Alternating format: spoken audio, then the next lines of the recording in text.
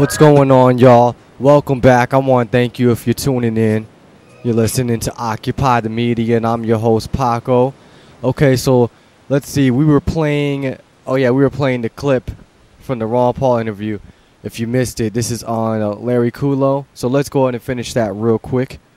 Party run. Is that still your point of view? Yeah, I don't have any plans for that. But I think the interesting thing there, if you extrapolate, it looks like some of my votes come from the independents and the Democrats, and the Republicans always worry, would he run third party, and what would it do to the party I have to endorse because I don't want to ruin the Republican Party. The plain truth is this philosophy of freedom and individual liberty and limited government is appealing to independents and moderates and even progressive Democrats when it comes to civil liberties and foreign policy. So there's nothing automatic about my appeal only being to Republicans. Quite frankly, I thought that was an interesting poll. The only thing is we've had a couple other polls where I do even a little bit better than that one. Let me ask finally on money and sound money and the dollar and gold. These are things that you and I both hold dear, as we've discussed down through the years. In your hearing today, did you present your bill to abolish the Federal Reserve? I did. We didn't concentrate on that because we had two other members of Congress and we had a total of 6 bills to deal with. We had a broad discussion. One thing it did is sort of drifted into the discussion on how you make it, the FOMC, how you make it up and whether or not they are approved by the Senate. But also there was a big discussion about the dual mandate, which, about both unemployment and pricing. That is less interesting to commodity standard people because we let the market deal with that. But we had two professors there that defended commodity money. I thought it was fantastic. One thing that there seemed to be an agreement on was no matter which part of the political spectrum or economic spectrum they came from, everybody seemed to be very concerned about world economy, especially in Europe, on what's going on right now. And of course, we in the Austrian school believe it has a lot to do with central planning through the central banks. All right, Congressman Ron Paul. Okay, so you guys can check that out if you missed it. We played the first half before the break. That's Ron Paul interview with CNBC's Larry Kudlow on the Kudlow Report, and that's out on YouTube now. So yeah, Larry Kudlow is kind of funny to me, man. He tries to respect Ron Paul, and he does most of the time. But just like all the other people that interview him, I get tired of their questioning, man. Their questions, and then when Ron Paul says he's winning delegates and doing good, they jump to the next question real quick. Oh, forget that. Don't want to mention anything about that. All they want to do is bring up Romney the whole time. Every time he's interviewed, they always got to bring up Mitt Romney. And Ron Paul is respectful and doesn't bring up Mitt Romney a lot in his speeches or anything. And like I said before the break, if you guys missed it, that Mitt Romney takes a swipe at Ron Paul's budget policy or budget plan where he wants to cut $1 trillion. Romney said that's going to hurt the economy. So he sounded like Obama. Anyways, we got this article I came across that I want to talk about because it is ridiculous, and I just want people to know, if you don't already know, that the bats, the guns, the knives is all coming out. The media is going to come hardcore on Ron Paul, and definitely Ron Paul supporters. That's what they're really going to go at, is Ron Paul supporters, because maybe as a whole we're an easier target than Ron Paul because he's so he's really well at what he does, and he's really good at not getting ticked off or letting them make him upset. He just takes the punches and keeps on going. Now this is at WashingtonTimes.com. This was written by Eric Golub at the communities.washingtontimes. Okay, so he's talking about Ron Paul, and he's just really talking bad about Ron Paul supporters. Let's see here. The GOP race is over, but several important states held primaries on May 8th. Before getting to the race for the White House, the Indiana Senate race saw Richard Murdoch knock off 36-year incumbent Richard Lugar.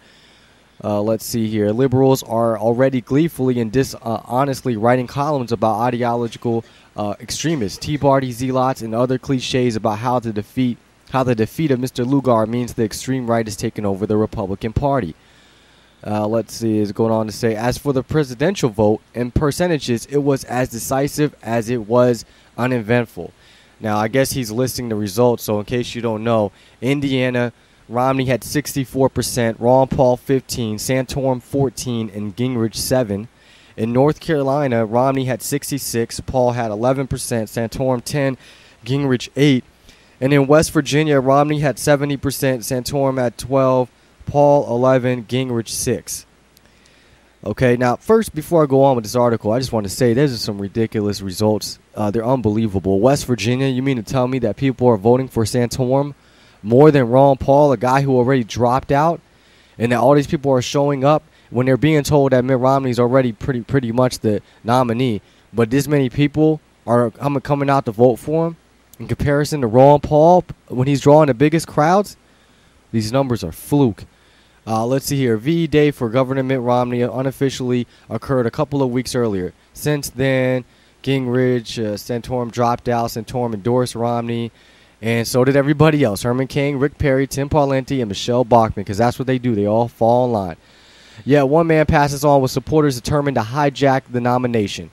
Whenever writing about Ron Paul supporters, warnings have to be issued. They may dislike preemptive actions, but this is not their column.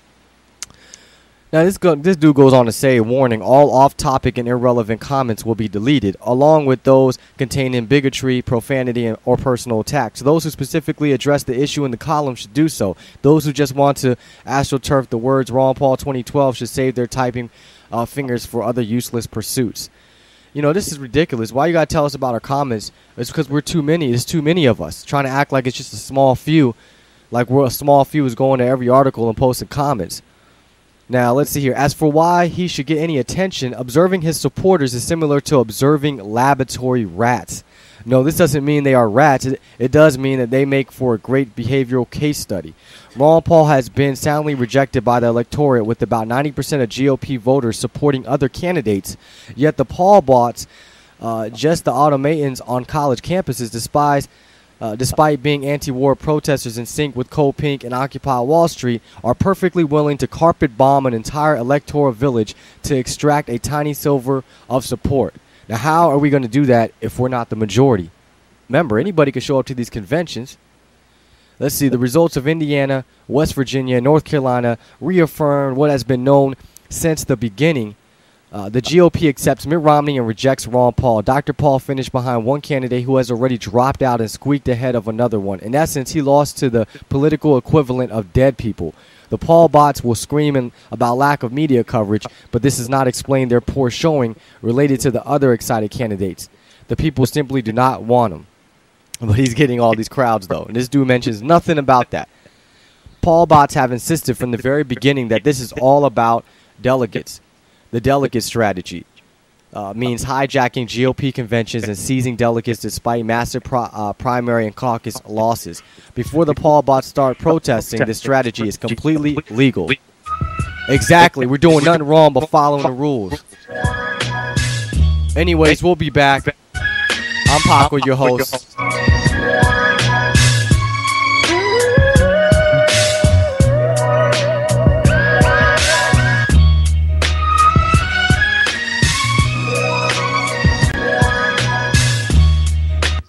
We arrived in Vietnam in September the 14th. We were fighting what was called the Viet Cong.